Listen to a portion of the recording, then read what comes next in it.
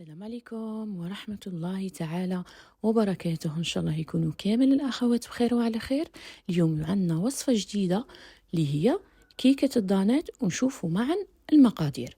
عندنا 2 حبات بيض بدرجة حرارة المطبخ كما راكم تشوفوا، نزيدوا لهم قرصة تاع ملح بهذه الطريقة، ونجيبوا 2 علب تاع دانات، المهم يكونوا ذوق الشوكولا. نزيدوا نضيفوهم على البيض كما راكم تشوفوا، ونزيدوا نكيلو بنفس العلبة 2 علب تاع سكر بنفس علبة الدانات. نديروا العلبة الأولى ونعاودوا نكيلو العلبة تاع الياغورت الثانية بهذه الطريقة، ونخلطوا كامل المقادير. وهنا لازم نخلطوا غاية باش ندوبوا السكر. هنا لازم تذوبي السكر مع هذيك البيض واللي 2 بو ياغورت تاع شوكولا بهذه الطريقة.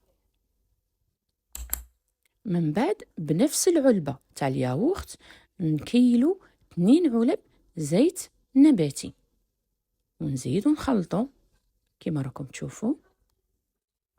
خلطي غاية، هنا لازم تخلطي المقادير تاوعك غاية، اي سورتو تدخلي الزيت مليح في كامل المقادير.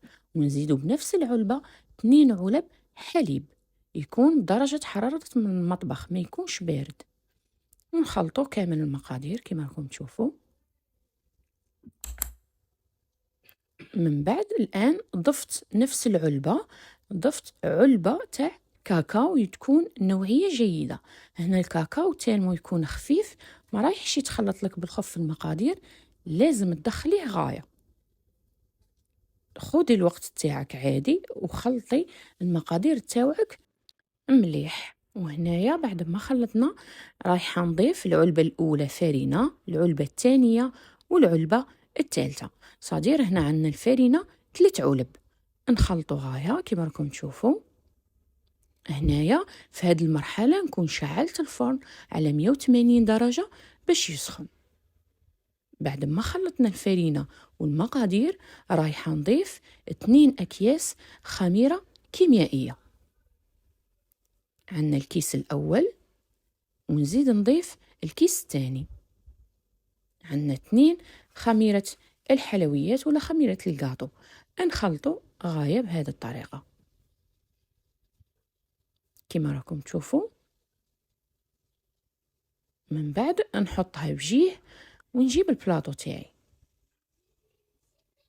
هنا البلاطو تاعي فيه 38 على 32 سنتيمتر.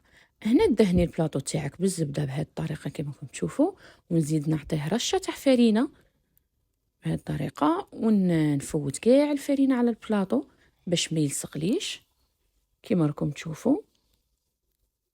هنا الا بغيتي العلو تكون لك الكيكه تاعك عاليه، هنا صغري غير البلاطو. ونحطوا كامل هذاك الخليط في البلاطو تاعنا، نمشوه كاع في لو تور، ونخبطوا البلاطو على سطح العمل باش كامل هذوك الغازات يخرجوا، وندخلوه للفرن اللي يكون مسخن ديجا على 180 درجه. نطيبوه من التحت ونزيدوه من الفوق. وشواله هنايا باش تعرفي الكيكه تاع الشوكولا، باش تعرفيها باللي طابت. هنا دخلي ان كوردون ولا خدمي، كي تخرجيه ناشف صدير سي بون، الكيكه تاعك طابت. هنا ذوبت شويه شوكولا في بان ماغي كما كنتم تشوفوا، وزدت لها علبه تاع دانيت بذوق الشوكولا توجور، خلطتهم غايه وراني نضيفهم فوق الكيكه. هنا رايح يكون التزيين اختياري، صدير كيما تبغي التزيين من الفوق. وهنايا رايحه نزين الكيكه تاعي بهذه الطريقه كما راكم تشوفوا، نفوت كاع الشوكولا عليها هكا بهذه الطريقه. هنا بغيتي ديري الشوكولا وحدها تنجمي ديري، صدير تستغني على البو ياغورت تاع الشوكولا، ديري غير الشوكولا وحدها. ونفوتوها بهذه الطريقه كاع.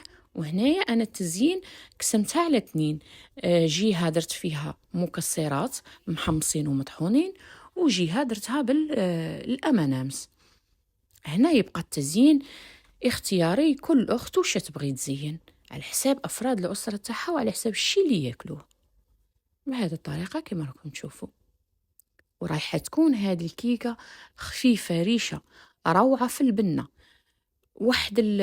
يكون فيها واحد القوام رائع مع البنة تاع الشوكولا، وعلى بها قلت لك الكاكاو لازم تكون النوعية جيدة، باسكو الكاكاو رايح يعطيها مذاق رائع. بهذه الطريقة كما كنت تشوفوا، ونخلوها ولا نخلو هذيك الشوكولا تاعنا تنشف، ومن بعد رايحين نشوفوها في طبق التقديم. هنا بعد ما الشوكولا تاعي نشفت، فوالا، جيها بالمكسرات وجيها بالامانامس، سورتو الاطفال تاوعنا يبغوا الحلوى واللي امانامز وكاع لي كيك اللي بالشوكولا يبغوهم، وانا راني نقطع فيها. فوالا شوفوا الكيك تاعنا، وإلا بغيتي العلو تاعها اكثر من هاك صغري غير البلاطو هذا مكان. شوفوا الخفه اللي راهي الداخل، رايحه هنا كي نقطع رايحه تعرفي باللي خفيفه بزاف. شوفوا الله يبارك ما شاء الله، وشهيتكم في الجنه. ان شاء الله تجربوها وتفرحوا بها كامل افراد الاسره تاعكم، وما بقى لي غير نبقيكم على خير وفي امان الله. سلام.